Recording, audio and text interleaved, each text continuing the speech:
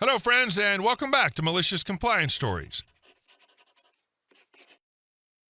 You ever have a neighbor so bold, so entitled, she literally walks through your bushes into your backyard and invites herself to your dinner? Welcome to the story of Dana. But before we begin, best way to support our channel is to leave comments, like, and subscribe with the turned-on bell so you don't miss the new video every single day. Here we go. This woman thinks she owns my house. I hate neighbors like this. Earlier this summer, I moved into a house in a small gated community, my first time living in a standalone home since I was a kid. The place is quiet, family-oriented, and neighbors seem to genuinely care about each other. Within a few days of moving in, I'd received half a dozen welcome baskets and introductions. I thought I hit the jackpot. That's how I met Dana and her husband, Chris. They live right next door. Dana came over with a plate of homemade cookies and her 3 sons in tow. The boys were immediately interested in my dirt bikes, which I had sitting in the garage while I unpacked. They started asking questions, and in a moment of politeness, I told them they could come check them out sometime. Dana barely said anything, just smiled, nodded a lot. No red flags, not yet. Fast forward a week, I'm at work and get a motion alert from my security camera. I check the feed and see Dana walking up to the side of my house, peering into one of the windows, alone. Not knocking, not calling, just looking in. I figured maybe she was trying to see if I was home. A little odd, but I let it go. Later that day, she texts me, "Hey, when will you be home? The boys want to come over and look at the bikes." I told her I was working late. She replied, "No worries, I'll let them know." That was it. Nothing came of it that day. A little weird, but not enough to say anything about. I chalked it up to an overly involved neighbor. A couple of weeks go by, and then on a Saturday evening, Dana knocks on my door and invites me to dinner. I assumed it was a neighborhood thing. Maybe she was having people over. I didn't have plans, so I said sure. When I got to her house, it was just her. Her husband and kids were, according to her, visiting family for the night. She'd cooked dinner and set a full table like this was planned in advance. I stayed, mostly out of politeness, but the whole evening was off. She talked nonstop. Work, her husband, their old house, her favorite wine. I barely got a word in. It didn't feel like a neighborly dinner. It felt like a date I hadn't agreed to. A few days later, I ran into Chris while checking the mail. He asked if I liked Dana's cooking. I told him it was great and said I wished he'd been there. He just nodded and said, "Next time." So apparently he knew, or at least thought, it was all above board. Then came the third incident. My backyard camera picked up movement one morning while I was at work. I checked it and saw Dana walking through my yard alone, looking into my shed. I called her. "Hey Dana, I saw you in my backyard today. Was something going on?" "Oh, I was just looking for a shovel. I thought maybe you had one in the shed," she said, like that was normal.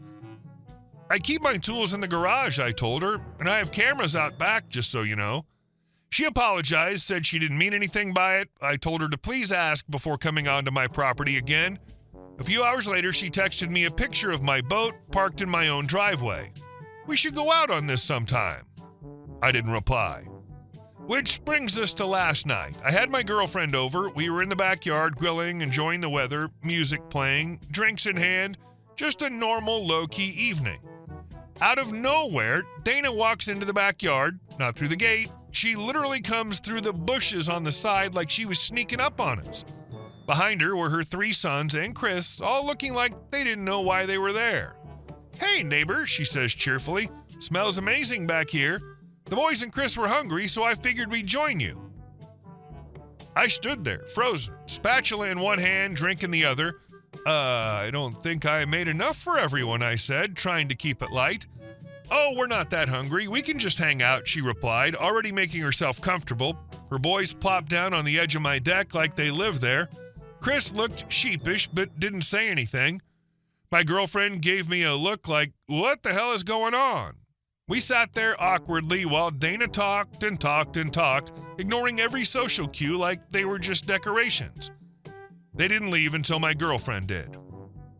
I haven't said anything yet, but I'm going to have to draw a hard line very soon. I moved here for peace and space, not to be part of someone's fantasy where my house is just an extension of theirs. Going into your property looking for a shovel is just testing the waters. Give her an inch and she'll take a mile and your life will be misery. Better she hates you than steals from you. And our second story. Karen met her match in the deli line. I left with turkey and a smile. I was standing at the Publix deli counter in Miami Shores waiting for my number to be called. It was the usual late afternoon crowd, people finishing work, others grabbing groceries before dinner. The space in front of the deli is always a little cramped, especially when a few people are waiting and carts are in play. Mine was tucked behind me as neatly as possible in that tight spot, not blocking anything, not in the way. That's when I heard her. A sharp, high-pitched voice cut through the general hum of the shopping center. "Whose cart is this?" she barked. I didn't answer right away. It was my cart, yes, but I wasn't about to jump at the sound of a random yell in a crowded grocery store. Maybe someone else would answer first. No such luck. "This cart's blocking everyone," she added, louder this time, with more dramatic flair. I glanced around. No one looked particularly blocked. One woman browsing the cheese display even looked mildly amused. But there she was, short, elderly, a puff of gray hair styled with precision, glaring at the world like it had personally offended her. A wild Karen spotted in her natural habitat. I turned and calmly said, "It's mine." She didn't miss a beat. "Well, move it," she snapped. Now, I could have explained the layout of the deli area, how there wasn't really anywhere else to place the cart without bumping into someone else, or how her definition of blocking was wildly exaggerated. But honestly, I didn't feel like trying to logic someone clearly itching for a confrontation, so instead I tilted my head and asked with a smile, "Are you the Publix police?" That lit the fuse. She huffed and started mumbling under her breath something about how people are these days and no respect and, my personal favorite, disturbing my spiritual peace. I raised an eyebrow and replied, "You know, if you ask for things nicely, you might just get them." That did it. She snapped back, "You shouldn't even be speaking to me." I couldn't help it. I laughed, not loudly, not mockingly, just a genuine laugh of disbelief. "No, Karen," I said, turning back toward the counter. "Not today. You don't get to talk about me behind my back and expect silence in return." That shut her up. She sniffed, adjusted her purse strap like it had personally wronged her, and stomped a few feet away.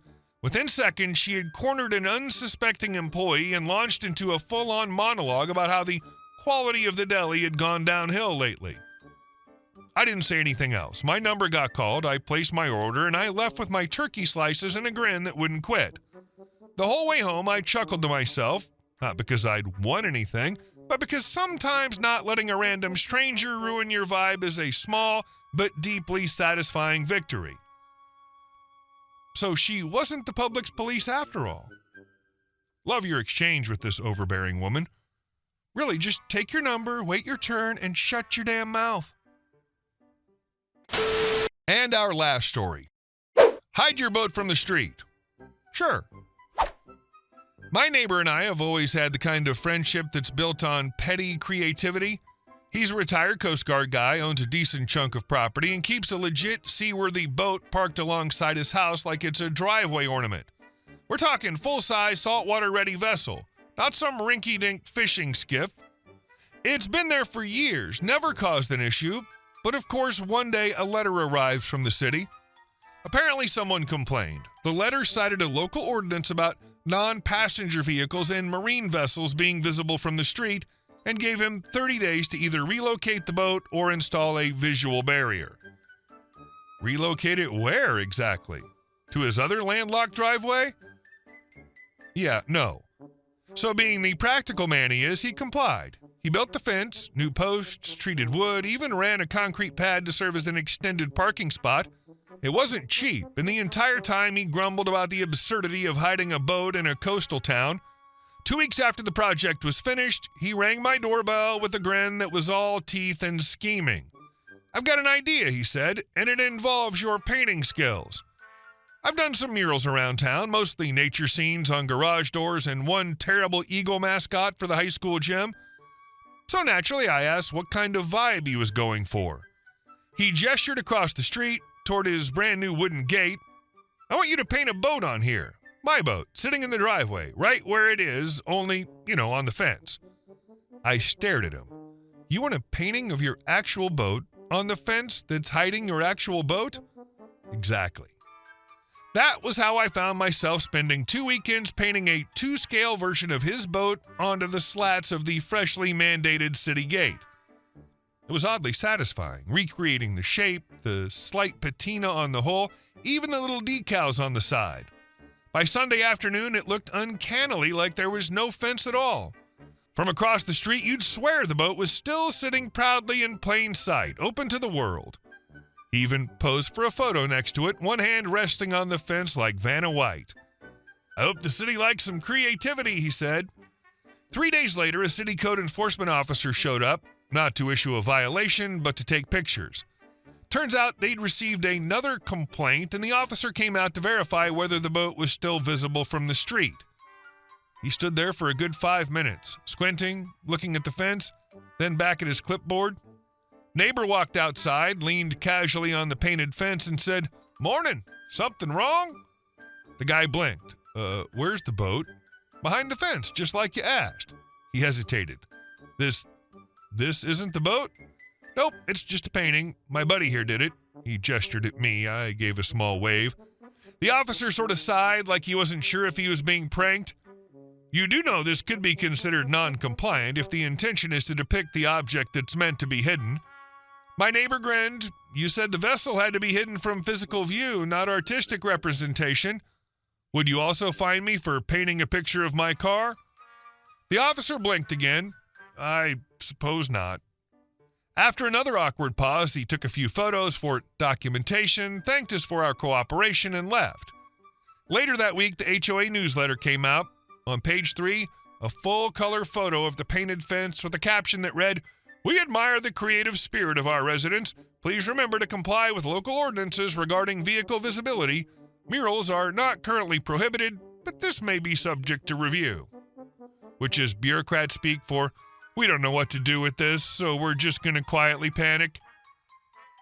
It's a win-win. The town doesn't care about a ship-painted fence. They just don't want boats on driveways becoming commonplace. Not saying I agree with the policy, but it's not like no nautical-themed decorations on front yard. Just don't leave your boats in the driveway, because it's messy if everyone does it. Hey guys, thank you all for watching the video. I'll see you in the next one.